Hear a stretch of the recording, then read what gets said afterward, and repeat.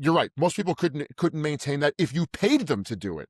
If you were like, I know. I will pay you $150,000 a year to just look as good as possible. You couldn't do Yeah. that. Let's just be completely. Yep. I mean, I could. Yeah. You could.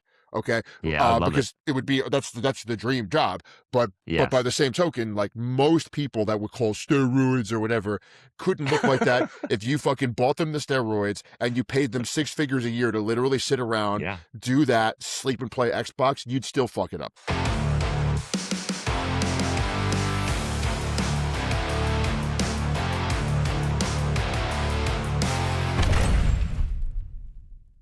Hello, and welcome back to the Iron Road Podcast. I am Ian, along with my co-host, Eric Prush, the man, the myth, the legend. Eric, you look intense today, which is not surprising. It's kind of your persona. I think maniac would be one of my favorite words to use when I'm describing you to someone else. If a friend of mine asks me about you, I usually use the word maniacal or maniac in some form. But how you doing, buddy? Do you remember at our friend Jeremy's wedding? I think you got there before I did. I just told my wife about the story, please. You got there Please tell the before I story. did, I think. I don't remember the exact context, but all I know is I was walking into the wedding and you saw me and you were like, you are a maniac. Like, it was the first thing you said to me. I don't know what I was doing. I don't understand how I even earned that. I don't know if it was just my aura or my demeanor. I just remember you were like, you're a maniac. And I was so proud. But that's like, that was both. I was so proud. Yeah. So it was, I'll tell you what it was. It was both your aura and demeanor. The way you were looking at me, like I was prey. Like it. Honestly, if I'm being brutally honest, that's what it was. But the story I told my wife, my favorite part of Jeremy's wedding, and I love Jeremy and his wife and all that, was clap chicken that we played. So basically what we did was, when there was ever a time that the whole crowd was clapping for a kiss or a picture or something, we would clap. And I stupid me, I thought I could win this war that I was never going to win. We would start clapping, and I said, "All right, last man to stop clapping wins." And you fucking took that to the ninth degree. So we were clapping, and you were just staring at me, still in maniacal form, just clapping loud. As the claps calmed down, you got louder, and you had no fucking embarrassment about continuing. So I'm like, I just can't. You got me. It's part of the reason why I don't really drink anymore. I've really honestly barely consumed alcohol for the past couple of years, and I was never like a habitual drinker. Like, honestly, there was maybe there's like a 1 year period in my life where I was drinking about 3 days a week. And it's funny, when I go back and look at my progress photos, I looked like shit that time. Yeah. I was only drinking like vodka. I was never like a heavy beer drinker or something, maybe one heavy beer a week, but for the most part, just vodka with club soda. And, I'm not a violent drunk. I'm just an intense person. And when I start drinking, I just get really into whatever I'm doing. I pretty much only drink at concerts now, and I don't go to very many concerts anymore. And most of the bands I love they're dead, or I've seen them like 15 times and I don't want to see them anymore. But yeah, I've been known to push things a little too far, and when I'm under the influence of alcohol, I've been known to push things really far. And it's for that reason. Like years ago, a friend of mine who, unfortunately, you never met. He and I had a falling out. You would have loved this guy. He was also very crazy. He was a little into drugs when we were younger, and I was never really a drug guy. And I remember one time we were out somewhere, and he was talking about cocaine, and he looked at me very seriously, and he was like, "Never do cocaine." And he had he'd always kind of downplay, like, I have a Vicodin every now and again or something. And I'm like, why? He's like, you will love it and you will ruin your life, Eric. Promise me you will never do cocaine. And I was like, coming from this guy, because everyone's got that friend that's a little too cautious. And then you have to have a guy that's like pretty crazy. And when the crazy guy tells you, don't do it, it has gravity to it. You know what I mean? And this was the crazy friend. This was the kind of guy that, like, literally, if you told him that, we're going to a party and there might be a person that doesn't like us very much there, you're going to get into, this is a true story, you get in the car with him and he would have sawed a golf club in half to have like the driver with like half of the, so you could really like, he would have a time, like he was ready to go at Yeah. all times. So for Yeah. him to be like, don't do this, it actually, I He meant it. remember it like went into my soul, and I was like, nope, never gonna do it. I'll stay away from it. I've tried Also, other drugs, but never coke. with your affinity for energy drinks and being stimulated, the upper sensation that you like, I think that would be, yeah, the perfect poison for you, Precisely, precisely. sadly. I'm glad I was not an adult in the '80s because I would be dead. Yeah. Yeah. 100%, dude. With It was no so social pressure, commonplace. no social Yeah. pressure, like, hey, don't do coke. If it was like considered normal, dude, I would have been Yeah. outside of my gourd. I probably would have had a great time, but I would have died. No question about it. I Yeah. would have died. Yeah. Now, Absolutely. I want to ask you something because I don't Sure. know. It was technically your turn for the physique of the week. I don't know if you have one ready, but I have a I recent do. experience that I want to share with you that could double as a physique of the week because there was a lot of question about this guy. Okay. I don't, you and I don't talk about pop culture stuff that much, but I'm always surprised that whenever I mention something to you, you're like, oh, I've seen it, or I'm aware of it, or you know about it. So, do you know that show Reacher? Sure. Yeah. Have you The watched guy it? from Blue Mountain State. Yeah. I've watched the first couple episodes. I've had a hard time sticking with any series lately, no matter how Yeah. good or bad the Yeah. series is. I just had a hard time with my life being busy, getting consistent and watching a whole series in its entirety. But I've seen it. I know about this guy, the guy from Blue Mountain State, who's like the Alan jock Richson. idiot. Alan Is Richson. that his Yeah. name? Okay, so continue. So first of all, it's terrible. Okay, but that's not to say that it's not enjoyable. Yeah. Like as an example, that I think two of the greatest television shows of all time would be The Shield and The Sopranos. Right? I Those think are Breaking Bad's shows got to be in that I've conversation, though. never Yeah. seen it. I've never seen it. Don't ruin anything. Exactly. I'm saving it for when my wife and I actually have an ability to return to movie night, and then we're Okay. gonna watch it together. So I've been All right. saving it for years, ever since my daughter was born and movie night was Okay. canceled. Okay, I've been saving it for years. Okay, It's very good. but I'm not offended by that notion. People that I respect, similar to the guy who told me not to do cocaine, have told me that. Okay, so Yeah. it's right there. Now, point is, those shows are like art. Yeah. There's social commentary, there's serious writing. Like sometimes, in the case of The Sopranos, I would say The Sopranos took itself a little too seriously at times, which I thought was a Sure. little annoying. I think that's why I like The Shield better, but I'll leave it at that for now. Point is, this is not The Shield. This is not The Sopranos. This isn't even The X-Files. It's completely retarded, okay? Okay. Like, Alan Richson, while likable, he's a terrible actor. He's just a dumb Yeah. jock who's acting like he's smart, but like he just has that like squinty look the whole time, like he's real serious. He has Like no Clint Eastwood. range. It's just this monotone seriousness. One of the few shows that I've watched where I'm like, him and like David Duchovny on the X Files. I'm like, I could have done that. You Yeah. suck. Like you're not that Yeah. good, okay? But unlike David Duchovny in the X Files, Alan Richson put in work A with the stunts, okay, and B with Okay. his physique. Okay. He looks incredible. There's no Yeah. question that he does a lot of his own stunts, does them very convincingly. So he's an Okay. athletic guy. I give him a lot of credit. Okay. And unfortunately for him though, he's been victim of the endless, you know, attempt to top yourself from movie to movie, right? So like the first show of Reacher, he looks like a guy that was like a heavyweight.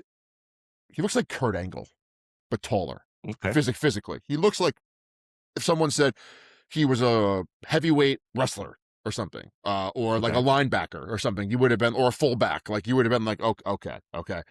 Sure. And then I watched, so obviously, dude, I do hours of cardio a week, right? So I'm always watching something. It's 1 hour at a time that I'm on, I'm usually on the elliptical, the Stairmaster or whatever. So I watched the first season. I got into the second season. Dude, he's at least uh, 10 pounds of muscle bigger in the second season. Wow. And then I looked up the third season, and he's at least 5 to 7 pounds of muscle bigger from the second Damn. season to the third season. Okay. It's a lot. I'm not even going to sit here and act like he's not on gear. He's obviously on gear. He's born in 1982, right? So like, and not to mention, I know what gear face looks like. I know what someone's face looks like when they've, or either A, are on steroids, or B, have taken them in the past, and he's got steroid face. Okay, there's Got it. no doubt in my mind. Like I see it on my face.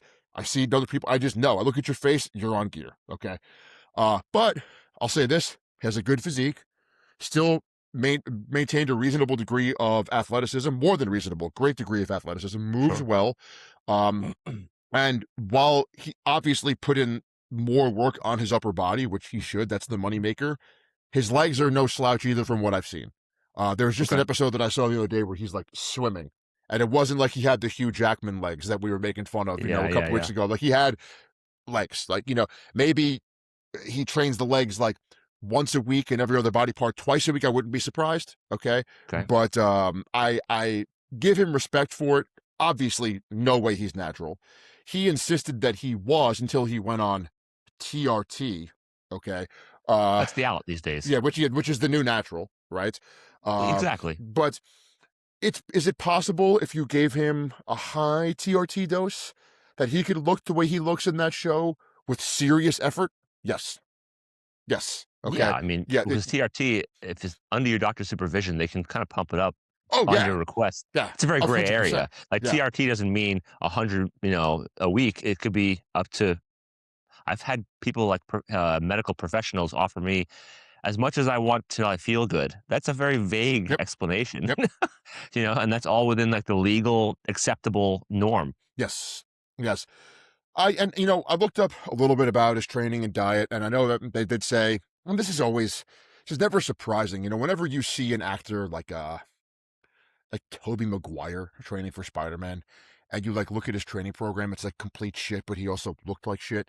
Okay. Versus when someone is actually seriously jacked, every article will always be, well, they did lots of deadlifts, lots of pull-ups, lots of pressing overhead, lots of bench pressing, lots of rowing. So and they said he was eating 4,500 to 5,000 calories a day. So that's real eating. That's real work. That's a lot. Yeah, That's about what I would eat, frankly, sure. in a bulking phase. Obviously, we'll never know, as with the case with any actor, how Sure. tall or how heavy they really are. Okay, so you don't Yeah, know. they say in that show that he's 6'5", 250. Like, Here's the I think thing, he's probably shorter than that, and he's probably not as heavy, dude. but Look, to look that jacked at 6'5", he'd have to be bigger than 250 unless he had really small joints.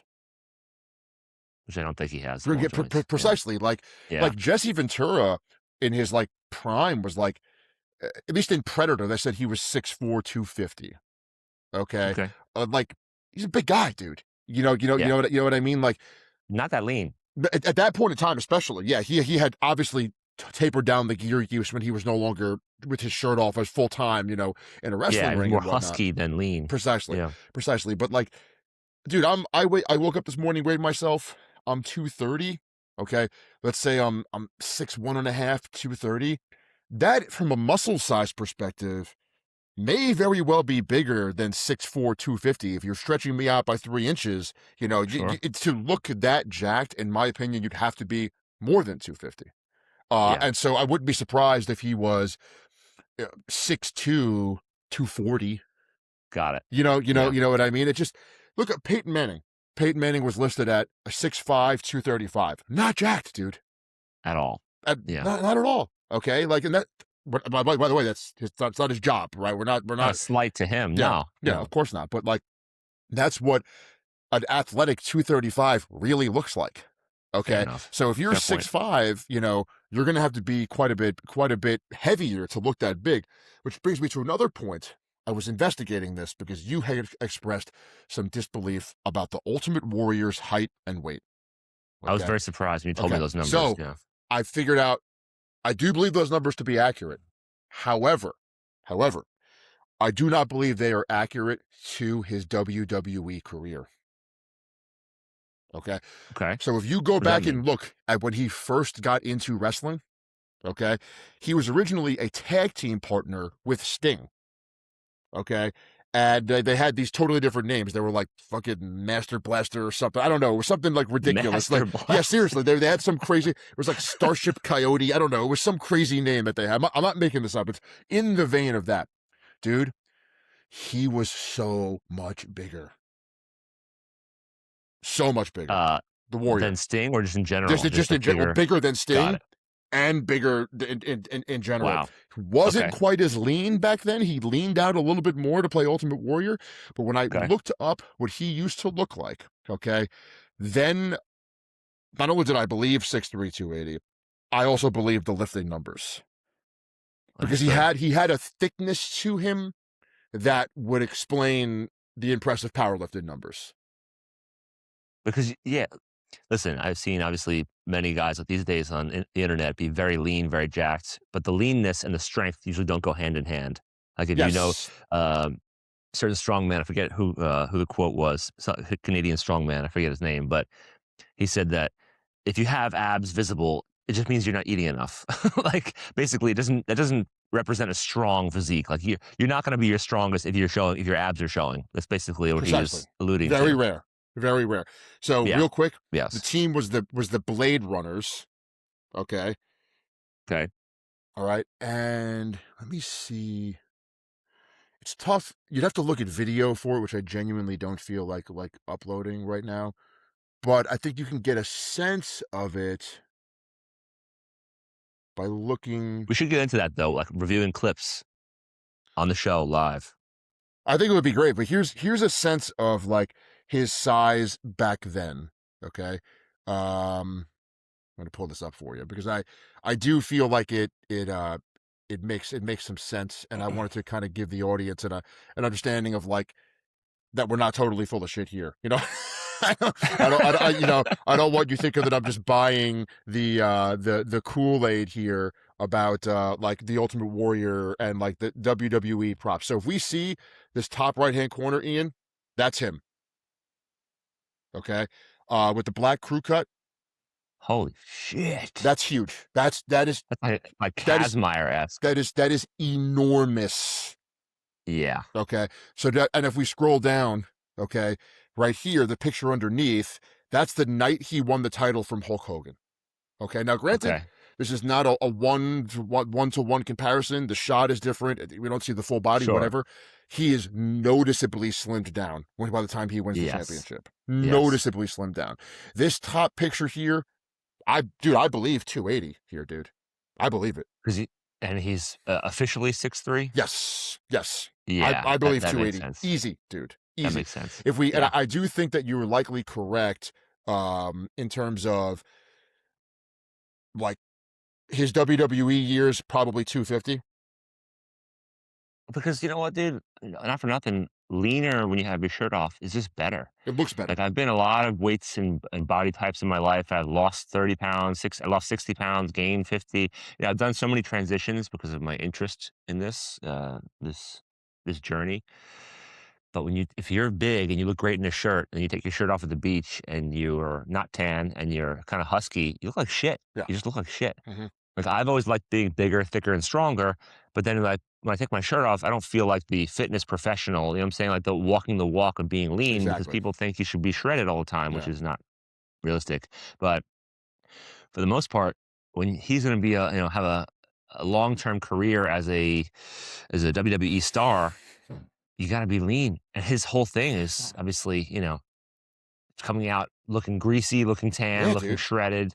So, it wasn't his gimmick wasn't like Andre the Giant where he could just be a big freak. It Yes. was the Ultimate Warrior has to look fucking lean and mean, and that's what he did. And So, and he was probably still 240 at that, he's you shredded know, to the bone, dude. I mean, easy. Yes. he's single digit body fat there, which when you Yeah. consider life on the road, dude, most people can't maintain that with an office job. Most people can't Yeah. maintain that with an easy With no job. yeah, exactly. Like everything's under control. You don't have to worry about when you're going to eat again in terms of meal Yeah. timing. You could prep your meals. You're right. Most people couldn't maintain that if you paid them to do it. If you were like, I know. I will pay you $150,000 a year to just look as good as possible. You couldn't do Yeah. that. Let's just be completely. Yep. I mean, I could. Yeah. You could. Okay. Yeah. I'd love it. Because it would be that's the dream job. But by Yes. the same token, like most people that would call steroids or whatever couldn't look like that if you fucking bought them the steroids and you paid them six figures a year to literally sit around, Yeah. do that, sleep and play Xbox. You'd still fuck it up. Okay. Do you know why, Eric? Because people can't diet the way they should diet. That's really Ooh. my whole thesis of my Ooh. entire All right. career is that Ooh. Yes. Yes. Yes. people are if you could only headbutt my shoulder right now, I'm sure you would. Um, People just don't wanna do the diet, and I Dude. can lay a plan out to be as simple as humanly possible, saying, "If you ingest these things day to day, you will look as good as you ever wanted to look and more." But that's like the blind spot, the weak point. People will do 10 hours of cardio a week. You know how grueling that you know how grueling that It is, but for sucks. our listener, It 10 hours sucks. of cardio a week blows. Yeah. And, they will train 5 plus sessions a week, strength training fairly intensely, I guess, for, civilians. But, the diet is what eludes people. And I keep telling people nowadays, because I'm going through it again, I'm going through a cut phase right now. I've trained intensely 5 days a week on average for 20 years now at this point. I've really Yeah. rarely missed more than 1 week at a time, right? The only time my physique changes is when my diet changes, right? I'm not getting any bigger unless I put calories in, like Yeah. more surplus. I'm not getting any leaner unless I'm in a deficit or I'm taking calories out and I'm manipulating things a little bit. I can train the same intensity or more intensity and nothing really, I wouldn't say nothing. There's marginal changes to my physique Dude. until I drastically change my intake for Dude. for up, or, higher or lower. And I just will say that I'm trying to drill that into people because if they put half the effort, take those 10 hours back. Fuck the cardio. Just do the diet, and you'll actually see head turning results. All right. It's wild. Dude, I'm so glad you said that. And of course, we started the show with you calling me a maniac. And Yeah. now I'm going to Yeah. give you more fuel to call me a maniac, but that fuel will also prove that what you said is true. Yeah. So the other day, you're gonna laugh your ass off at this. I was going through my medicine cabinet and I found a full 10 ml bottle of testosterone propionate. Okay, Nice. which is like shorter acting testosterone. And I'm like, Okay. I don't want this. Like, I don't like short acting drugs. I like if you're going to do something extra like nandrolone or tren, because if you have a problem, you could pull it out and it's out of your system very quickly. Okay. But I know that I Okay. like testosterone. So I want the Yeah. long ester stuff. It gives me less stuff. But then I've got the vial in my hand and I'm like, I couldn't bring myself to throw it out. Right. So I'm like, fuck it, I'll use Yeah. it. What a waste. I'll just use it, right? So it was dosed 100 milligrams per milliliter, okay, which meant that if I consumed 1 milliliter a week, I would have 100 extra milligrams of testosterone, right? So Okay. I basically bumped my TRT up from 200 to 300, okay, for the duration of what was left in the bottle. Figure 8 to 10 weeks. I ran out of it like last Oh week or wow. something, okay? Just Okay. had it. I'm like, I have this. I don't even know when I got this, okay, but I knew that it was still good. I'll take it, right, dude? Obviously, in the beginning, because it hits very quickly, uh, you notice some glycogen. Guess what? If I wanted to take advantage of the extra 100 milligrams of testosterone, I better eat more. And I started eating Yep. more real quick because I'm like, I'm not going to waste these drugs. And Yeah. yeah, I'm not going to waste it. Yep. Like I'm putting it in my system. I had it. I paid for it. I'm taking the risk. I will take more. Okay. I mean, I will eat more food. And I went Sure. from 224 to now waking up 231. Okay. Nice. And none of that would have changed if I didn't eat more food, if I didn't change the diet. Even if you crush drugs, okay? Like, yes, Yeah. drugs, and I don't want to get stuck on this. I want to get back to the diet, but Yeah. drugs increase margin of error, as we've discussed. Like, you could Sure. train less appropriately, you could eat a little bit more loosely, and the drugs will make up for that, okay? Sure. But for most people, you still need to have your diet dialed in. And it drives me crazy, dude. It drives me so crazy when I take a client, when I onboard a client, and they decide that they don't want to do the diet and they just want me to do their programming. Okay. Yeah. Great. I know you're going to get strong. I know you're not going Yeah. to get hurt. I know your performance is going to improve. Okay. But inevitably, they'll be like, hey, I want to lose some more body fat. And then I'm like, listen, there's no other way around this. We have to confront this demon of what you're putting in your body. Okay. And instead of, submitting, and it's funny, people in America, especially, we have this problem where we don't ever want to submit to somebody. And to me, as a religious person, I say, I submit to Christ. And by doing that, my life has gotten a lot better, which means I don't have a problem with submitting to authority in any capacity. Like when Sure. someone is better than me, they can teach me. I will shut the hell up and I will listen, dude. Okay. Like if Sure. I was training strongman with you, I'm not saying a word except how many sets, how many reps. That's that. Or maybe my back is hurting. Okay. Whatever Okay. information you need. Okay. But that's it. And inevitably I'll get like, I'm like, you need to shut up and listen to me. Then I'll get messages. Hey, just so you know, I cut a little food out. Now I'm losing weight. And my response is always, how much food? How long can you keep this up? I don't know if you're starving yourself. I don't know if you're depriving Sure. yourself. You don't Sure. even know if you're starving yourself or depriving yourself. You have no idea. You would never buy a house without knowing how much money you had in your bank account. Yep. Okay. You would hopefully not go into a combat zone without knowing how much ammunition you had on you. Okay. We prepare all the time.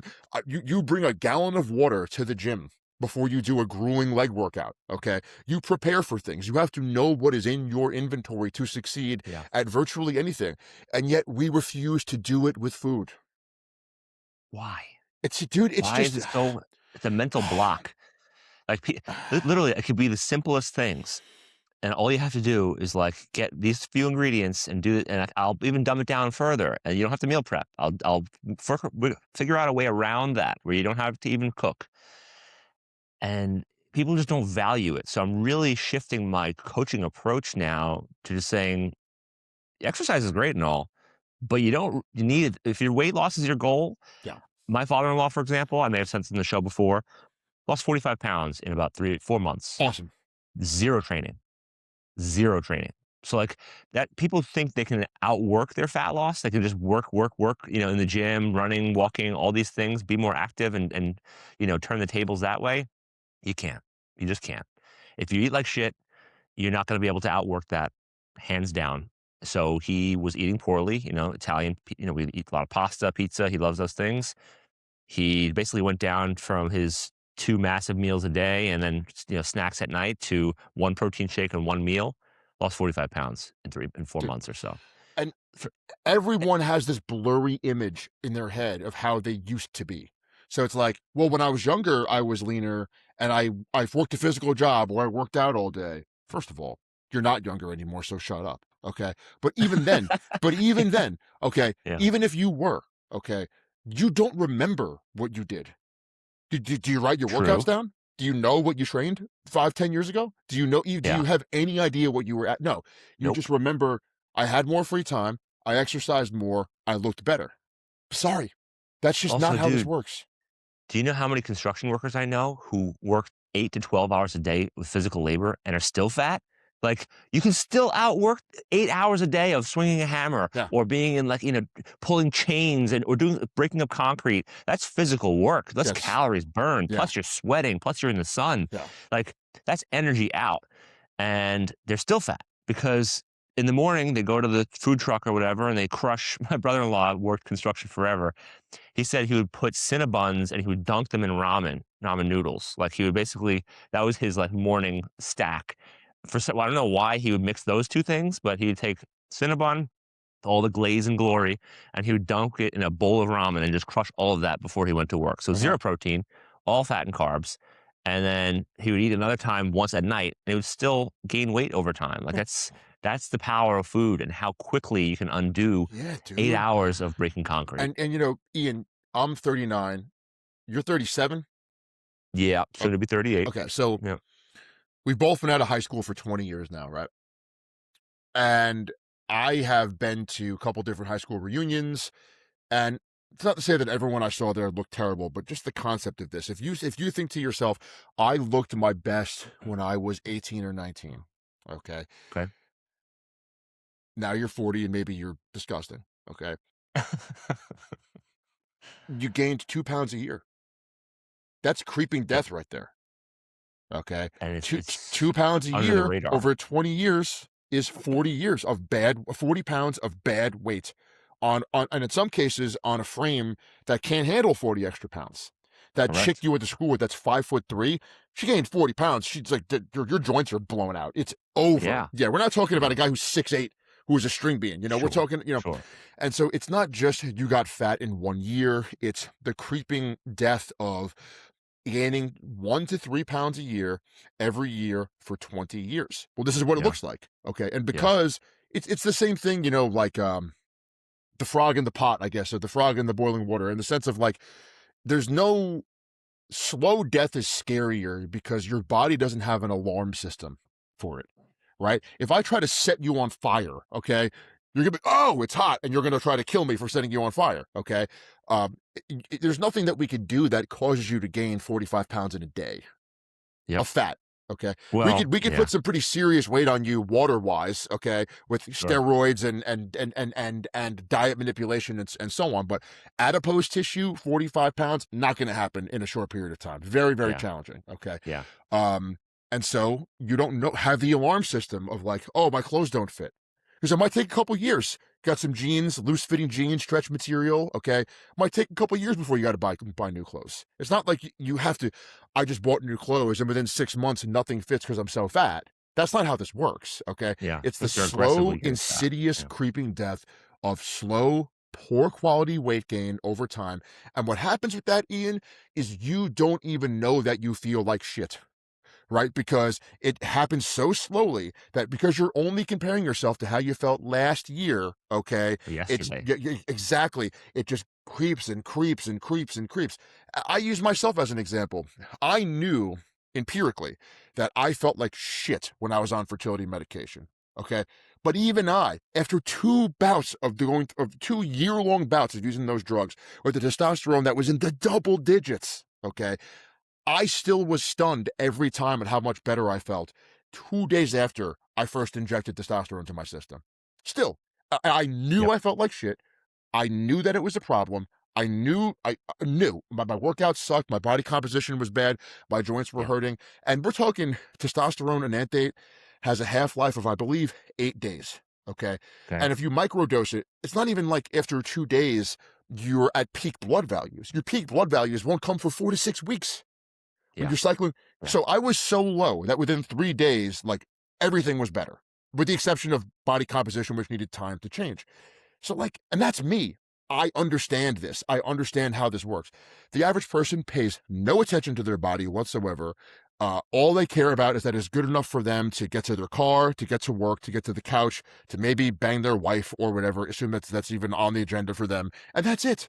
They don't ever. There's yep, no alarm bells that go off. Like, man, my mile run time is going down. I'm training my ass off. My bench is. What's going on? You know, my shoulder yeah, hurts. There's no alarm bells. I want to tell you a quick story, but you really fired me up with this one. I have a yeah, friend, great dude. I might have told the story before, but it bears repeating, and this is why exercise, hard exercise, is so important. Buddy that I knew through jujitsu, guy was in phenomenal shape. Okay, he's like 5'8", 5'9", probably about 175 at the time, shredded, just athletic, great physique. Okay, and he was he had like a shoulder injury, like a rotator cuff stuff, you know, that he got up normal jujitsu injuries basically. Okay. And he goes to the doctor to get it looked at. And he happens to mention they take an MRI. Okay. And he happens to mention, yeah, you know, my cardio is not where it usually is. At the time, he was 28, 29 years old. Okay. Fitness professional himself, great shape. okay. Okay. And he's like, yeah, you know, my cardio is not where it used to be.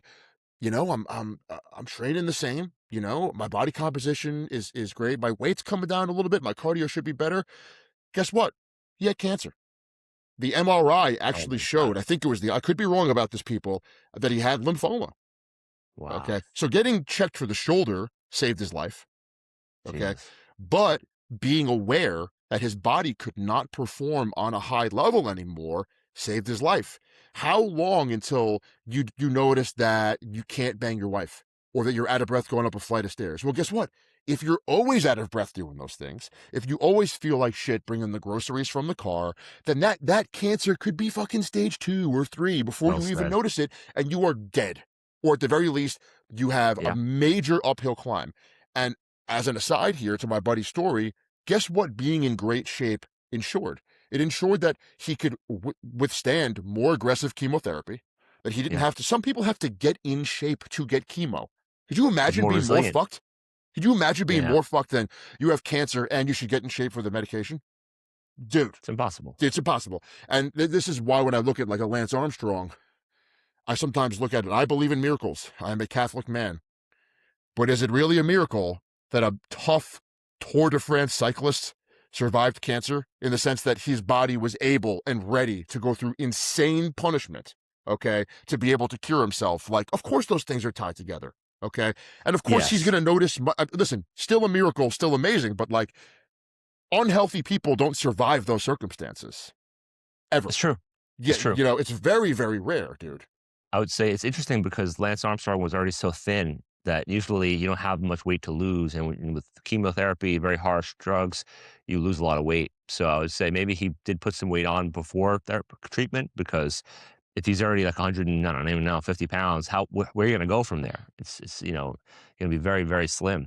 But I know a family friend who was very very overweight and had a lot of abdominal fat, right? So a lot of Mhm. very puffy around the midsection. They had tumors growing that if they were relatively lean, you'd see clear as day. But because of all this, again, the abdominal, apple shaped body, they didn't really notice. Their breath started, got winded certain times. Maybe they thought it was like their asthma acting up. You mistake it and you go on Dr. Google or ChatGPT now and you just say, well, I'm out of breath. What could be wrong? And then you get your answer. You don't even go to a doctor. So they eventually found out that she had cancer, and then they treated it, and she's doing good. But for the most part, she could have caught it 6 months earlier, a year earlier, maybe, and have had less harsh medications for less time. So, because of the condition she was in, unfortunately, she didn't, again, if she was 20, 30 pounds lighter, you would just start to see these protrusions, like on a dog, like a dog's back. You just start to see this bubble come up. You kind of want to be lean. Who cares about the beach? Just to understand what's happening with your body. And like you said, if you don't put your body through rigorous things, you really can't tell the effects day to day. You can't tell the effects. And like you said, with this, how did you put it? Like the creep, this crawling, creeping, degrading condition of your body. Yeah, if you put on a pound every 2 weeks or so, it's still slow. It's not too far from your body's equilibrium. Exactly. If you take away half your normal calories, you're starving, you have headaches. Those are your body's warning signals. Yeah. Because of these gradual changes, your body, like you said, has no trigger, has no like warning, red flag coming up because they're so slow. They're so close to equilibrium, but eventually you're in pretty poor condition. So yeah, it's scary, man. The diet is everything. I mean, I'd dude, say the diet is, peak they say performance. 70% of your results, maybe more, Yeah, I would maybe say more. peak performance is the first thing to go when you're sick, not Yeah, maintenance performance, not correct. having the energy to have a bowel movement, right? That's come on, Yeah, like the first thing that's going to go is whatever your thing is. If it's powerlifting, man, why is my bench going down? I'm eating the food, I'm doing the training. Something's got to be wrong, right? If it's cycling, like why are my splits going down? Why is it harder for me to get like your mile run time, bodybuilding? Why am I getting smaller? Why is my recovery between sets so compromised? I should get this looked yeah, at. Like that is just it's if you're not pushing yourself in something, okay, like those early warning bells, those early alarm bells that give you a chance to deal with this enemy, they never go off. And yeah, before you know it, the fucking intruder's in the house. Like with yeah, our way, if you're in shape and you're lean, you take care of yourself. And I'm not saying, like Ian said, you don't have to be bone shredded. I'm well aware that there are very unrealistic standards for how people should look. I'm well aware. correct, Okay, correct. you don't have to be single digit body fat unless it's your job. Okay, you should be lean enough as a man that you could always see some outline of abs. So I think there should always be a little bit there. 12 to 15% tops, I think, for most men. Okay, Okay, I think okay, 15 would be my top limit, depending on how the person carries the fat. I've seen guys that sure. can carry more, and they're usually taller people, whatever. Point is, like, you have to be within striking distance of great shape just for your health. Yeah, Just for basic stuff. Like my way or our way, sorry, it's the Iron Road podcast way is like you're living on a compound and you've got security cameras and Doberman pinchers and Connie Corsos and they're patrolling the yard. And whenever someone tries to get in, you don't even have to go out there with your gun. You're getting mauled by the dog. Okay. If you're not doing it our way, the intruder is in the house and you're sleeping before you even put your slippers on. Okay. yeah, I I know what way I like better. I like my dog Yes. mauling you before you get into my house. I don't want to Yes. have to get a baseball bat or a shotgun to deal with this. This is the way that it's going to be. You got to go. It's not. Oh God, yeah. And Also, one last point, what training does for you, besides all the great miracles of, adaptation, it creates body awareness. yes, You know how your body feels. You're more in tune with different sensations. You're more in tune with what pain really is versus like fatigue sensation or other aches and a muscular strain. Like I'll train a client and they'll get very sore. Like, oh, I hurt my back. I'm like, well, what do you mean? Well, between my blades, it's like, it's really tender and behind my shoulders. I'm like, well, is it even across your entire back? That you did a good job. Like, you're okay. Like, that just means, like, they don't understand the difference between injury and soreness, like intentional damage to the tissue. So, by the same token, when when your body awareness improves via training, when something's wrong, you'll know. yep, You'll actually be able to yeah, dude, decipher what's happening, the good versus the bad, what's something to go see the doctor about, and what's something that you can just suck it up and just dude. from training or from And you whatever have to your learn life it throws early. at you. I'll tell you a really funny story, and then I want to talk some more training stuff with you, training specific stuff. Before I got rid of the gym that I, owned and operated for the past, like, 10, 11 years, I guess the last year that I operated it, I started bringing my daughter to work with me. Okay. Whenever I could bring her in, Nice. I would bring her in. And, I was happy to let her run around and play at the gym. I wanted her just Okay. to exercise and see people exercising, and she would try to copy what the people were doing. It was awesome as a dad to see Yeah. this.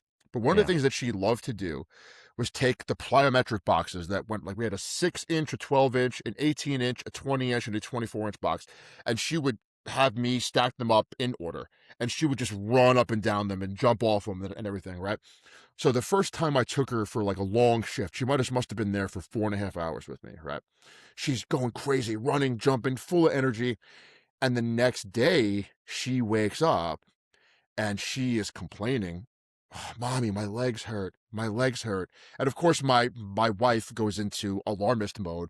She's like, "Oh my God, we gotta take her to the doctor. Her legs hurt." I'm like, "Her legs are sore. She just did her first workout. Yeah. Okay. She just did Yeah. max effort jumps and sprints for 4 hours. Okay. She's sore.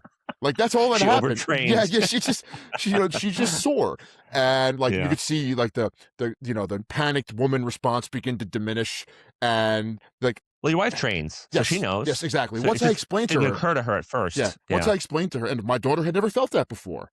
So in Yes. in in her mind, it's like, oh, I'm sick or I'm hurt. Like, no, you pushed your body and probably went a little too. I know you went a little too crazy, but it's fine. You're Yeah. 4 at the time, okay? Yeah. Like, this is what's going to happen the next day. Like, it's that simple. But there are adults, like you said, that can't differentiate between that compared to me or you, dude. I could come and do, like, yesterday. Uh, I took your advice and gave my knees a break, and I cut out the pin squats, right?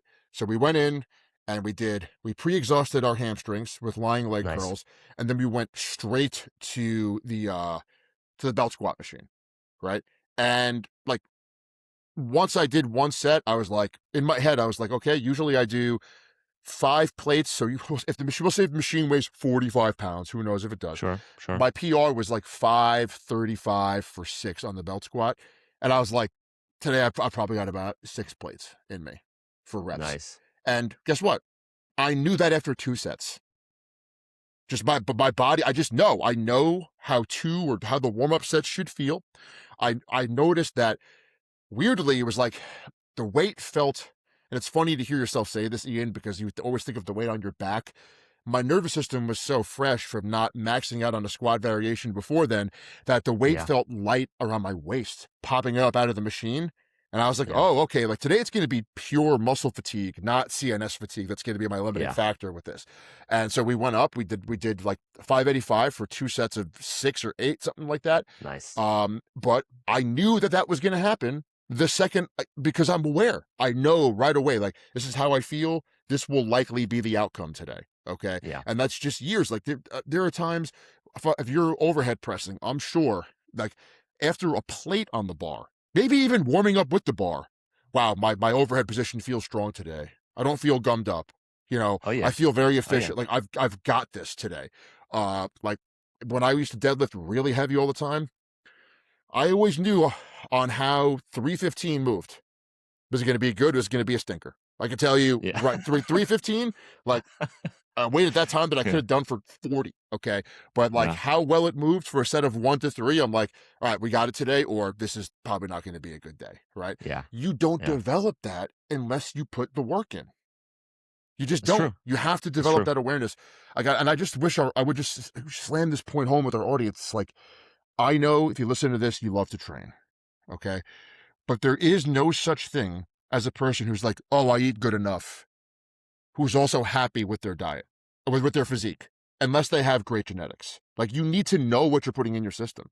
There's no, Yes. you know what your PRs are, right? You know how much you bench. You don't know how much protein you ate yesterday?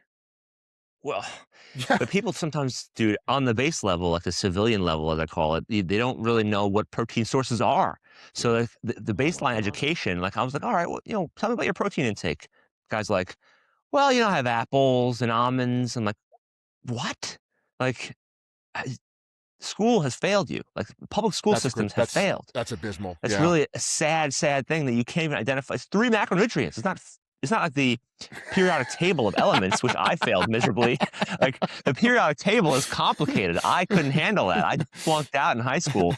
But there's 3 nutrients that you have to categorize, and there's probably like 10 to 15 foods in each category. Like, this is not rockets. If I can do it, you can do it too, It's people. not like you're So, like, like, my xenon intake is not is down there real yeah, low with my bromine. You're like, dude, yeah. there's And three dude, things here, dude. This is not and the guy was complicated. 60. It wasn't like he was 17. The guy was 60 years old, and he's like, "Yeah, apples and almonds." I'm like, "It's nothing close."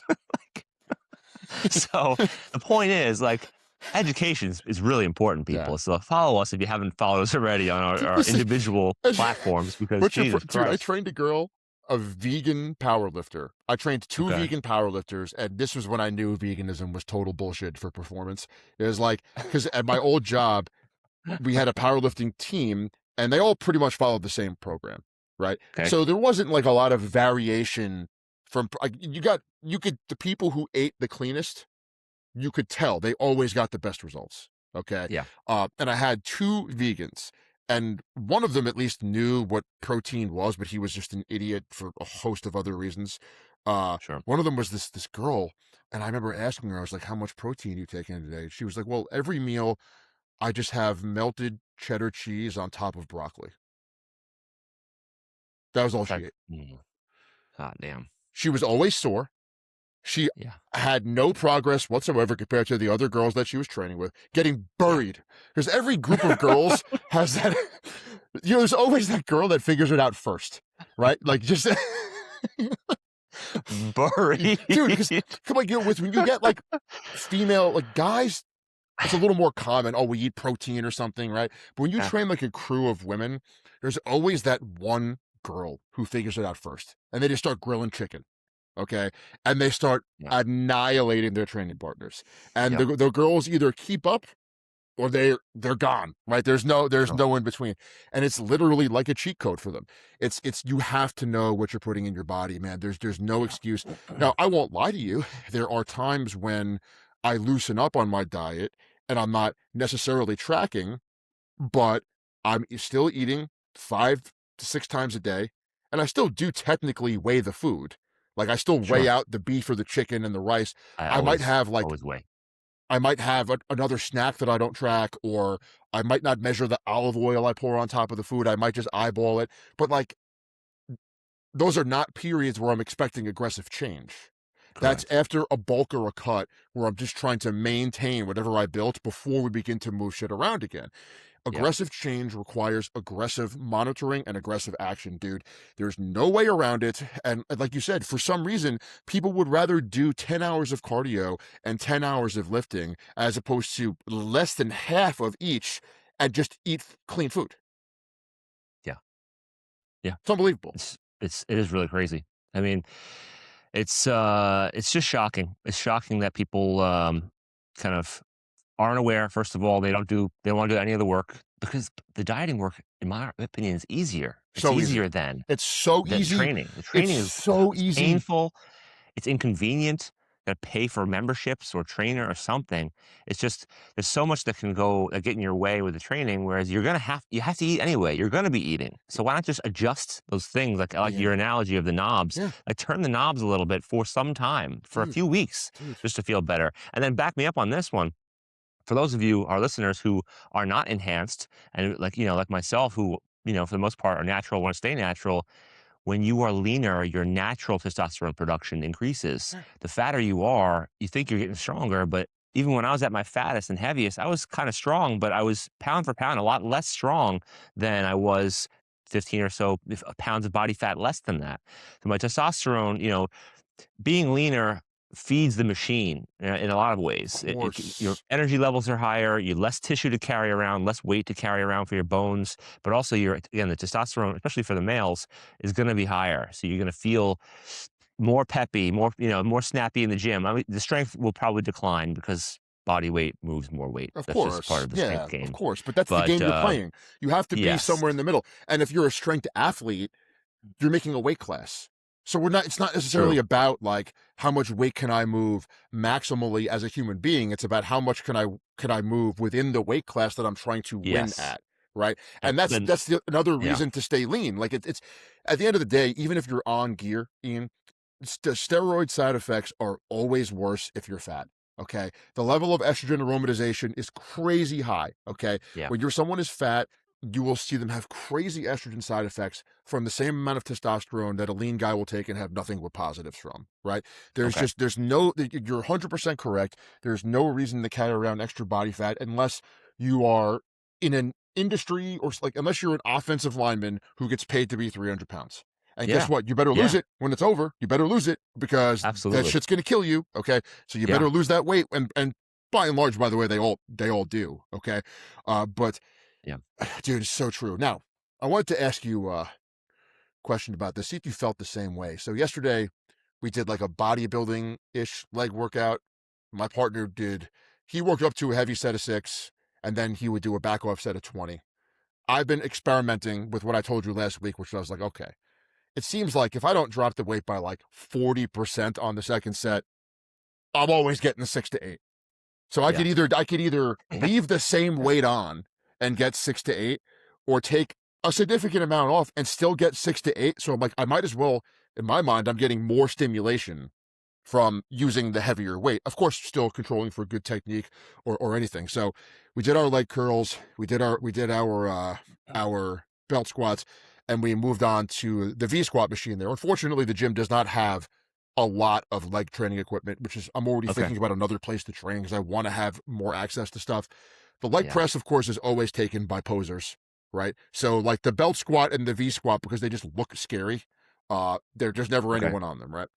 So V squat, I said if last time I did it like a sumo stance last time, this time very quad dominant. And I think I worked up to like 4 plates for 6. And then I'm like, should I go down to 315 and do 10 to 12? And I was like, let me just keep experimenting. Like, how much can I get on the next set if I keep the weight the same? 4 or 5 for 6. Both cases, there was no reps in reserve. And Got it. so for me, now I'm wondering, should I drop that second set? Am I wringing some water out of is there not enough water coming out of the washcloth here? I don't know. Yeah. But certainly I think if you're going to do a back off set, you have to really drop the weight. And then I nerded out even more. And I went through my training journal and I was looking at my rack pull numbers from last year, where I would do a heavy set of 6 to 8 and a back off set of 12 to 15. And it looked like I was reducing the weight by about 30% for the back off set every single time. Okay. And Okay. so we're talking like 605 for a set of 6 to 8 was some of the numbers that I saw, and then 450 to get 12. Damn. So Okay. significant drop, like, like a Sure. substantial drop off in Yeah. weight. I don't know if the extra pump you get from the extra reps is necessarily worth the wear and tear of doing more reps. Assuming in the case, and I want your opinion on this, because I was doing my split is upper lower, plus the arm work that I've been throwing in, right? So I get a pump in my legs anyway, because I'm doing all legs the whole day. Yeah. You know what Yeah. I mean? With upper body, though, I might do 3 push and 3 pull. It's not like I'm doing 6 pull, where even if you do sets of 6 the whole time, you will have a wicked pump by the end of the workout because it's Sure, sure. the same plane of motion. So I'm wondering if you would be getting better results from a back off pump set on upper body within an upper lower split, simply because there's less blood flow to the area because it's more divided up. If that makes sense. Yes, there's tremendous value in higher rep sets. And I know you love the Mike O'Hearn, like 6 to 8 or so. Love it. That's like where you Oh, love it's your sweet so spot. much It's just fun. kinda like what it interests you, it challenges you, you can use more weight. I think you should entertain the potential of training more like a bodybuilder and not so much like a hybrid. I feel like you're almost like a power builder in a sense, or what I they would call agree. power I bodybuilding, where agree. you wanna maintain a high level of strength and fitness for your jiu-jitsu, but you also wanna get jacked and look great. Like, that's just Yeah. two priorities that kind of always are battling. Yeah. I'm sure in your mind is, I'm not a combat athlete, so I don't have that to worry about. It's more, But you do I still wanna be like to be strongest? strong. Of course. But Yeah, do I wanna be strongest, or do I wanna look great, or do I wanna try to strike a balance? That's precisely. my lifelong grapple.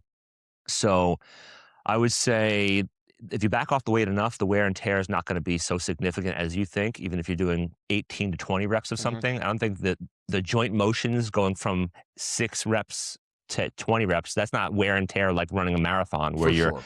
thousands and thousands of reps. Like, I don't believe in that kind of wear and tear.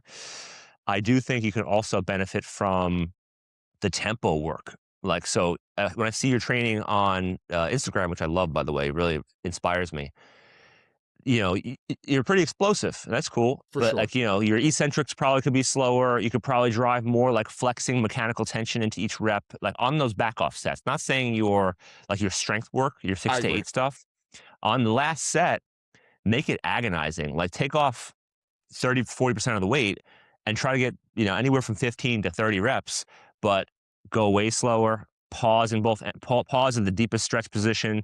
I don't want to sound like too much of the Israel type at this point, but those are the most devastating sets that I get where my legs are trembling, the pump is outrageous. Again, even not on drugs, the pump is outrageous. The soreness the next few days, for me, I love that. So Mhm. it's much more severe. And I've been getting more growth out of the bodybuilding style training on machines than I have been with barbell squatting, even though For I love sure. barbell squatting. For sure, dude. So my quad sweep is better now. And I'm in my late 30s, so like, I'm getting certain muscle maturity, I guess, from all this compounding training over decades. But there is something to be said for slower, more controlled, more tense, more intentional on the target area, on the local fatigue. So maybe think of your final set not so much as how many can I get, it's how well can I do these 12 to 20? And Like, that's what how I'm running well. into is, so usually on the back I usually only film, like, 1 set, because who wants Okay. to see both? Yeah. The fucking video will be 5 minutes long, right? Sure. Yeah. On the upper body stuff in particular, I will usually slow it down a little bit more, and be Yeah. more deliberate on the back off set. Um, but the thing is, I've been so just be full disclosure, like, remember I told you I'd hurt my back about a month and a Yeah. half ago, Yeah. and it's still not 100%.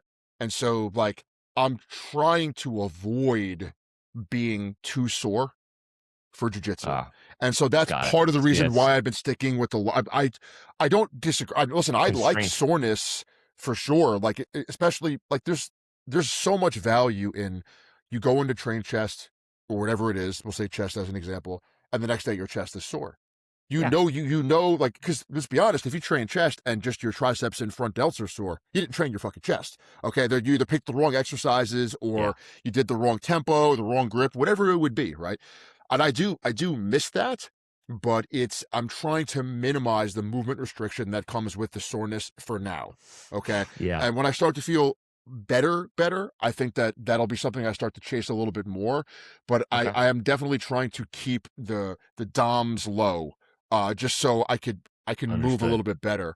What is weird though, like, definitely notice, like, for me, my legs are so, like, upper leg dominant. I see these videos of myself and I'm like, I have no mass down by the knee. Okay. And, like, so I'm really trying to, whenever I do any type of exercise that's supposed to target the quads, I'm really trying to bring the stance in and get the feet low on that foot plate. And today's the first time in a while that Sure. I've actually felt soreness like on the teardrop of my quad. It's not unbearable, but it's Okay. there, and that's kind of, so I know that I'm kind of onto something.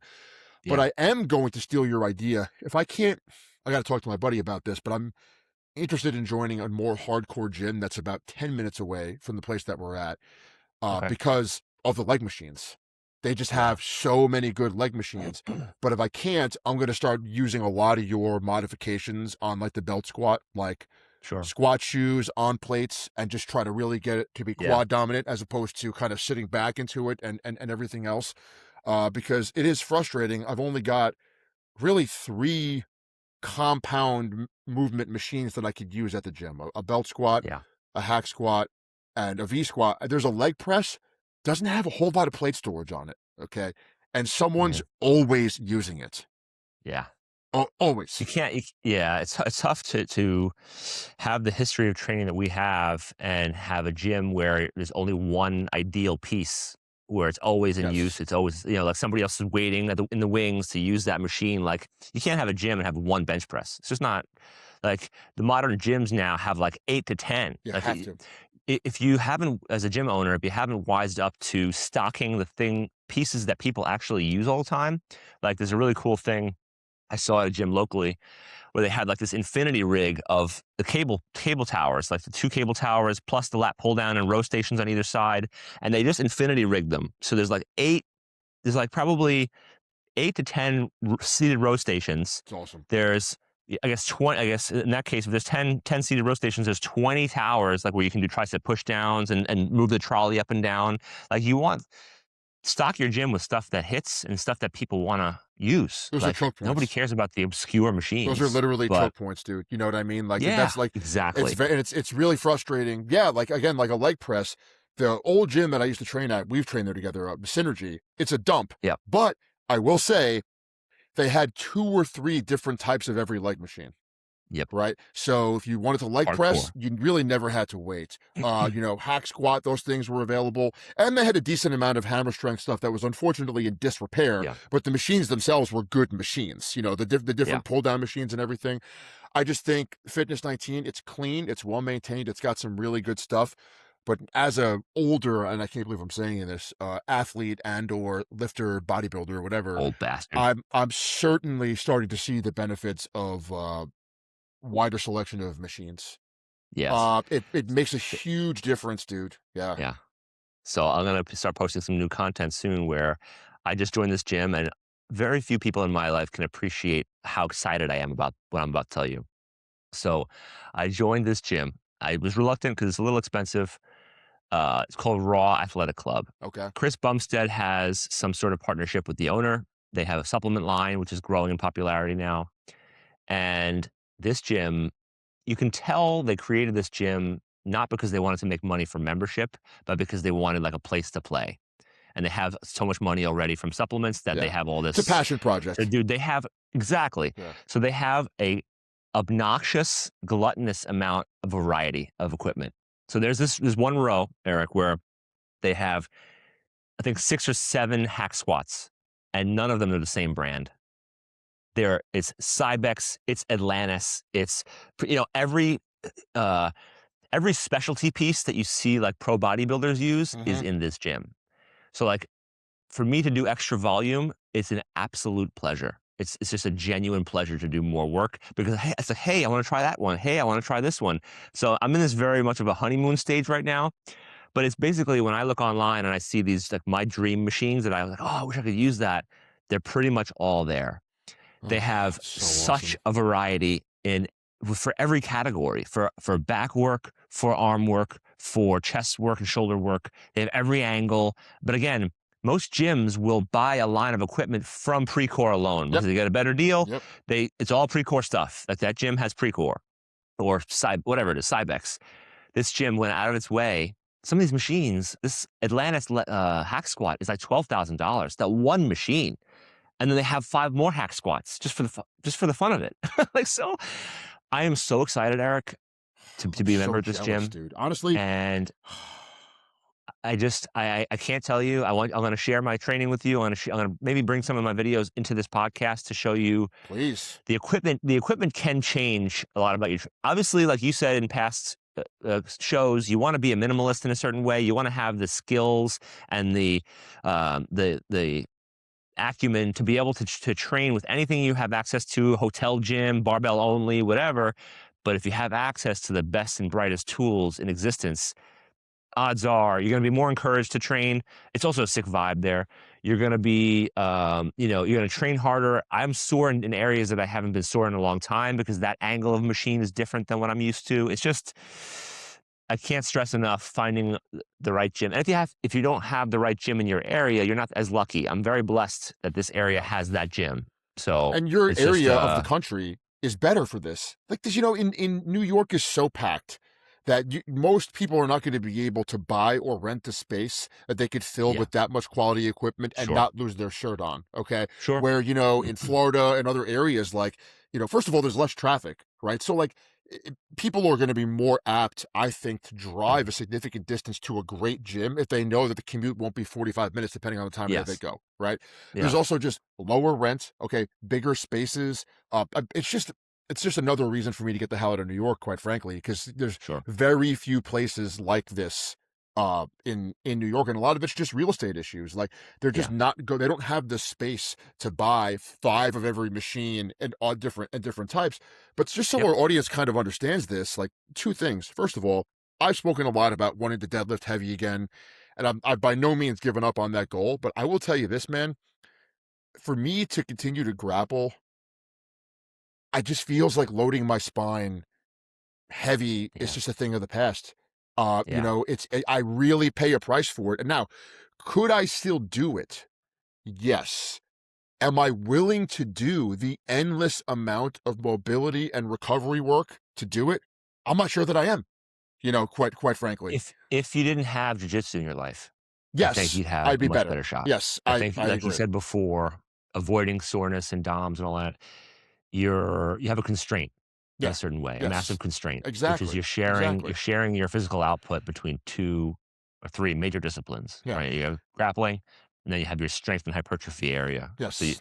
you can only get so good at the strength and hypertrophy stuff Before it when you're interferes. trying to be cognizant and sensitive to performance in grappling to achieve your black belt. Yep. So you have a constraint that I don't. So I don't envy you there, but I respect you for everything you're driving towards. Well, I'll It's say this. difficult. I wanted to just the second part of that is I want our audience to understand, like, finding the right machine, okay, for whatever body part or movement pattern you're trying to Yep. train is such a game changer. And the thing is, you could say, "Oh, I love the hack squat." Okay, but it's not like a barbell, right? Every hack squat is constructed differently from different companies. The angle's a little bit different. The weight of the sled's a little bit different. All If matters. you're doing reverse band stuff, the way you connect the band matters, okay? Yep. It is eminently possible that you will go on one hack squat and it will murder your knees. And you go on the one next to it and you feel fine. Okay. Yeah. It is eminently Yeah. possible. Like, for me, I've always noticed this on a leg press. Okay.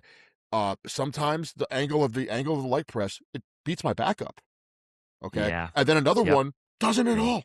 Okay. I know. And these are the differences. If you really want to push your body in your training, you need to have movements that you are comfortable on, that just reduce all of the static, residual joint pain and everything else around it. It makes a huge difference. Like, I used to think Donnie Thompson was crazy when he used to, like, tell me in his old gym that he would, like, if he heard about, like, a piece of equipment that he used when he played arena football was available, he would travel to the ends of the earth to get it because he was like, nothing hit my back like that. Nothing. Yep. And he was smart enough to understand, there are differences. Like, I've used chest supported Massive. row pads that suck. I've used other Yep. ones where, for whatever reason, I get off and I'm like, I know that I know how to row. That's not the issue here. But for some reason, the way the handles are situated, the way the pad is angled, I feel like $1,000,000. And again, especially with leg training, like, it just makes such a big difference. At some point in time, you just can't load your spine heavy all the time anymore, Yep. and you have to find a way around it. you know? Yeah. And what I'm Yeah. realizing, and this is what I was going to say, I think another reason why my legs are so disproportionately large compared to my upper body is like leg training. You don't need a barbell for leg training to feel like war. Like when you're in there and you're going heavy, like I felt like I was legitimately like in war with my training partner. We were just, Yeah. and to your point before about people not knowing what it takes, I am nowhere near as strong as I used to be, and neither is my partner. People in that gym are terrified of us because no one trains 'Cause hard. you're Okay, real. because no Yeah. one trains Yeah. hard. Okay, Exactly. and Especially legs, bro. exactly, and you could still have a savage war of a workout with great quality machines. You don't need to put a bar on your back. You just don't. I will say for back training, I do feel like it loses a little bit of something not using a barbell. Just my opinion. Like I miss the bent over rows or the deadlifts to a certain Sure. extent. But chest never feels like a war. It's just training. It's just exercise. Yeah. It's you're not True. missing anything. True. So there are machines that I've used, dude, where I like the first time I ever felt my upper pecs fire was like on a machine, not Yeah. on an incline press or something to that effect. Yeah. It makes it like another perfect example, dude. The best my side delts ever looked was when I had Synergy had one really weird side lateral machine, and it was impossible for my traps to take the movement over. Okay. Just the way I doing it when I'm doing side laterals with dumbbells, I have to really focus, or else I wind up kind of getting up in here and shrugging my You mean your shoulder. delts. You mean your delts to Yes, take yes, yes, over. yes. I'm sorry. Yeah, my So your side delts. traps took over when your delts wanted to get Precisely, the work. precisely. Okay, got it, And I got it. got on this machine, and every day that I trained, I did 3 sets of 20. And like within 2 months, I looked like a different person in terms of like delt development, right? And that's all Crazy. to that one machine. I didn't have I to think. know. I didn't have to grab the It's crazy. dumbbell in the right fucking area or anything. I just Yeah. sat there Yeah. and did this. Okay. And What's yeah, better? it was Yeah. amazing. Like it reduced all of Yeah. the static, all of the technique, this or that. So for those of you asking why Ian would spend, I just looked that gym up, by the way, while you were talking, out of control. Uh, for those of you who would ask Yeah. why Ian would do that, it makes a huge difference, especially as you get older. And also, there are less and less hardcore lifters at normal gyms now. And you don't Yes. realize how much you miss it until you go to a place with real lifters. And all of a Yes. sudden, there's just there's a fraternal element to it. There's that element of a guy might watch you, like, yo, try this. And just little things like that, that you miss from back in the day when training was a little more hardcore generally.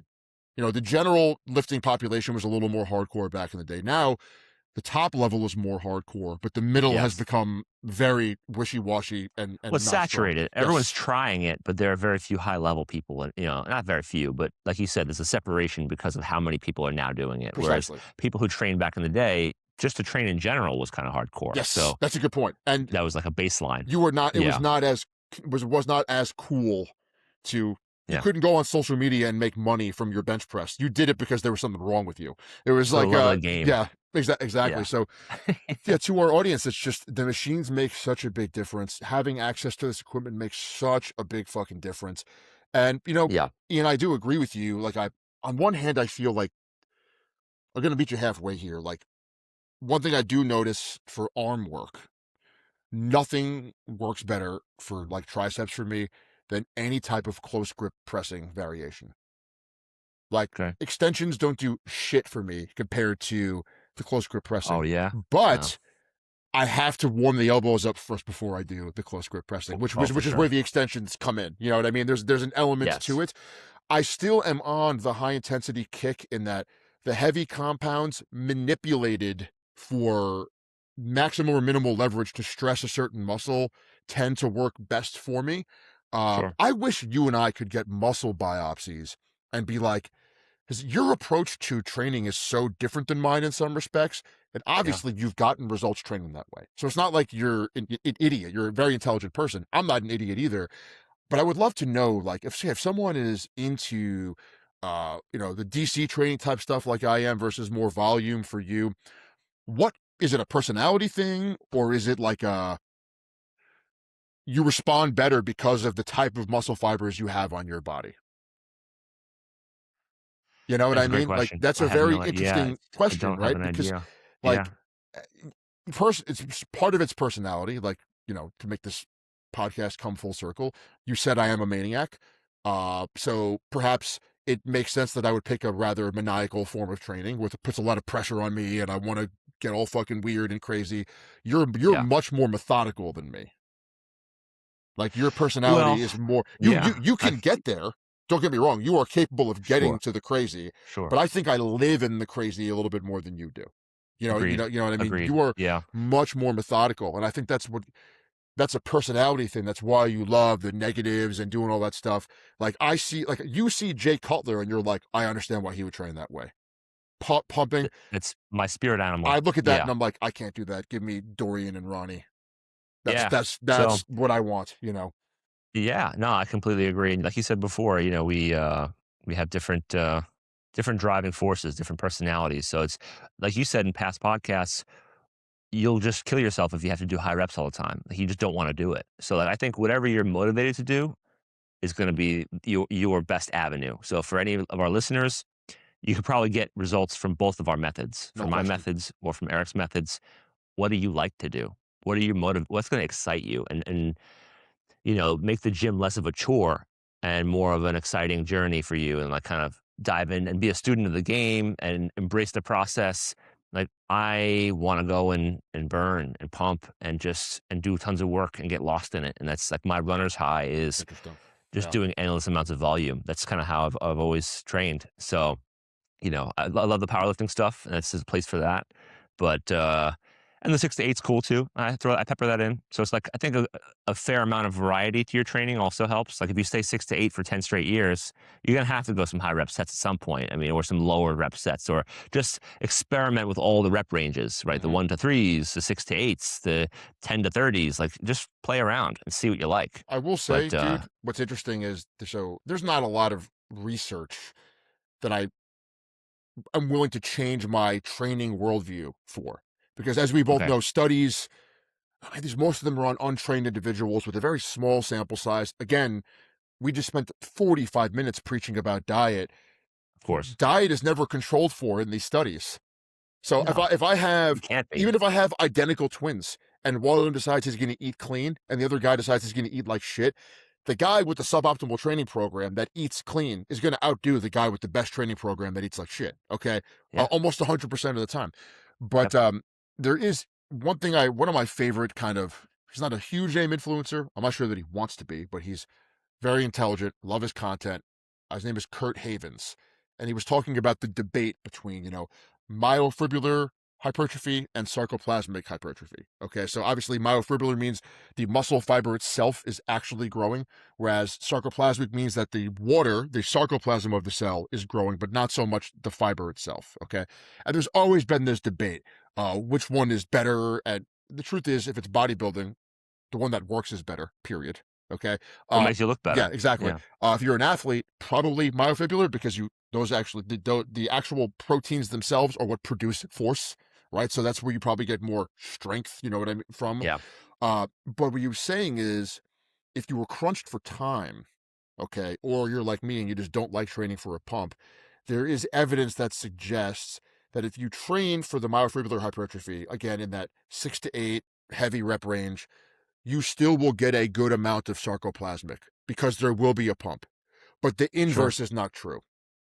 Interesting. If you just do sets of 15 to 20, uh, you probably won't get the myofibrillar.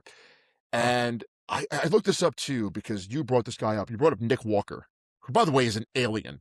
And I I love the mean, guy. I honestly, scary. he's like my favorite bodybuilder today, honestly. Yeah. I think he just took second in the Arnold. He looked amazing. Yeah. Okay. So you had mentioned that he did a lot of high rep stuff. So I looked it up, and he just 20s. has a great balance. He does do heavy stuff, and then he'll pick like a pump exercise that he'll do. But they do like that FST7 type training where it's like a set of 8 every 20 seconds for, like, Okay. you know what I Like mean? less So it's, pause. yeah, like that Yeah. kind of stuff, which is, if I was going to rep it out, that's what I would like to do.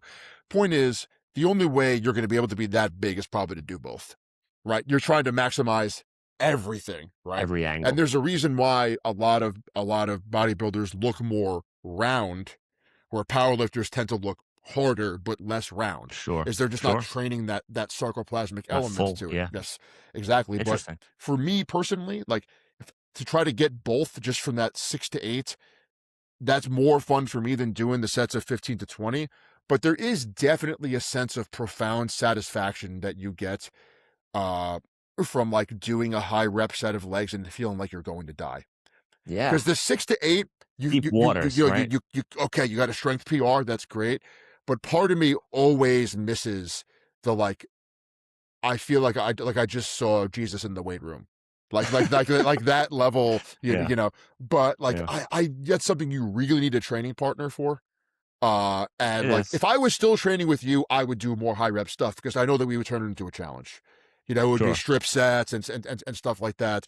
When we were training in your garage, that's when I was doing like the dumbest leg Fun. press workouts ever, like ever. But it A was lot of awesome. fun. It was awesome. Yeah. Point is, guys, if someone asks you what's the best program, the best program is the one you will actually do.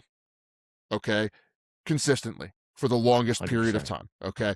Now, obviously, there are very basic principles that are packed into any training program. If you're doing sets of 15 to 20, and you feel like that's what's fun for you, you're still going to have to get stronger in that rep range over time. Yep. All right. It's the same concept as DC training where we're beating the logbook every week. Yes, Jay Cutler did pump sets of 10 to 15, but you bet your ass the weights he was handling for his Smith machine squats when he was Mr. Olympia were way more than when he Oh, was yeah. 16. Okay. Of course. And so like progressive overload, any program has to have a progressive overload program to it. Even if you're chasing the pump, you're chasing the pump with the side effect of the weight that gives me the pump needs to go up every single week. Okay. Yes. Obviously there needs to be a respectable amount of volume. Okay. Not so much that you can't recover from it. You need a program that emphasizes recovery. But what we just said is an ocean. There's a million fish in this ocean that Yes. you could pick, It's the right? fun part. And at the end of the day, when I do my kind of DC style workouts, sometimes I'm so excited about breaking a PR that I can't sleep. That's what gets me like motivated. Oh, dude, I'm gonna put another plate on the machine. Like where if I Yeah. was going in and I was like, oh, I'm gonna do a set of 20, it just wouldn't. I like how I feel after that, but I don't get excited for it. Yeah. I get you. I get You you. know what I mean? Like, I want to train legs so bad for the first time in this gym that I'm like, my legs are so sore from my previous leg workout still after like 5 days. I'm like massage gunning them. I'm stretching them every few hours. I'm like, recover. I just want to go back. Like, I'm I'm just just so gonna show pumped up. to go back. I'm gonna talk to your wife Dude, and be like, please. when does Ian train legs? And I'm just gonna camp out in that gym and come out there and be like, I'm gonna hand you a tablet of ephedrine hydrochloride from back in the day, as we discussed last week, and then we're just gonna get weird. I think if we Yeah. trained together in that gym, we would get rhabdo. Honestly, I think it would be like Probably. like a Yeah. That's the problem. dangerous It part. would be a Yeah. problem That's the because hard it's part. like you have so many toys to play with, but all of Yeah. them That's it. take a little bit from you. That before you know it, We you have got to, nothing left. we'd have to train together. Like, we have to prepare for our eventual reunion to training. I'm just One gonna last thing. I got to I'm gonna hand you a go ahead. loaded syringe in the parking lot, like Ian. It's time. Come on, bro. Some check drops. Yeah, So, the last thing I have to go soon, let's do but it. one last thing. My cousin lives on Long Island, and he said that he went to Bev Francis, which used to be, it's an iconic bodybuilding gym on Long Island, but they just expanded. So they just basically took over a warehouse Mhm, and stocked it with all the best and brightest bodybuilding machines. Now I know it's maybe a distance from you to train there, mhm. but might be worth looking into for the variety's sake. I know it's probably a big pain in the ass to get to, but maybe check that out because he's sending me these pictures of these machines, and it's very similar to what I'm going through now, which it's like a kid in the candy shop. There's just so much to use, and it's just like endless. So The more I get back into training because of this podcast and our relationship, and also yeah, we'll kind of close the show out on this. Guys, your training, unless you're competing or getting paid, should be something that matters to you. And the fact of the matter is I've sacrificed a lot for jujitsu, and I am not willing to get really skinny and weak and lose muscle that's keeping my joints intact just to get a little better at jujitsu right now. Like I'm at the okay, point now where I'm like, all right, I'll do jujitsu 3 to 4 days a week, maybe just 3 days a week, and I want to focus more on the lifting because that's what I enjoy. yeah, Right. yeah, I'm not interested in doing all this zone 2 cardio just to get a little better at jiu-jitsu. That's not where I'm at in life. I want to do what Yeah. I enjoy. I want to look good. To me, that matters as you get older. That's, you know, a sense of power. See another dad who's a fat piece of shit. It's just like, you got him. You got him. Right. But so, so as that priority climbs back up, I am open to going to another gym that's a little further away. I'm very Okay. open to it. Uh, All right. I just don't want to ditch my training partner. But if he could make Yeah. it, I would go. You know, doesn't matter to me. Like I need. When you start to realize that you need this extra equipment to keep your body intact, it does start to make it worth your while. Like, okay, if I add an extra 30 minutes of driving time, is that worth my knees and back not hurting? Yeah, it's Yes. right there, In my dude. You know, opinion, yeah. yeah, I'll Yeah. take that deal, man, you know? It's worth a conversation with your partner for sure, your training Yes. partner. So we're good. We're done. We're done for today. One of my favorite episodes so far, honestly. It was I great. got to Great find more talk. topics that get you angry because your diet rant was Hall of Fame for the Iron Road. And that's a personal trainer thing. You know, that's a like when Yeah. you're in me and Ian's position and you have coached so many people, and Yeah. when you have all this experience and you're like, you see someone complaining and you're like, this is the simplest resolution. Okay. And for people who are like, there's this misconception. Okay. I'm just going to say this and then we're going to go. I'm so sorry that you have to suffer to look good. That is only true if you have the worst genetics ever or if you're Yeah. trying to get stage ready. Most of the people Yes. that you and I write diets for, okay, they actually can't even get all the food in because you switch them Yeah. to like non-calorie dense, voluminous foods, more vegetables, more protein. If I give them 6 meals, they'll get 4 in and be like, yo, I'm stuffed. You're not even suffering. Yeah. I can't do You're this. not Yeah, even suffering. exactly. It's like, it's Yeah. so frustrating. It's so frustrating. If you listen to this, Yeah. fucking put this down. Go on Instagram and search Conquer Training and Nutrition or Eric Prush and just hire one of them. You know what? Hire Ian. He's nicer than me. Hire one of us to just do this for you because it's not nearly as hard as you think. It's Yeah. not nearly as hard as you think. Okay. You're not Amen, getting brother. stage ready. Just stop being a fat dad. That's it. I'm done. All right, I'm gonna go watch some more Jack Reacher and edit some videos. All right. Next week I'll hypothesize Jack Reacher's steroid stack for you. Oh, please. All right, guys, take it easy. Have a great week. We love you all.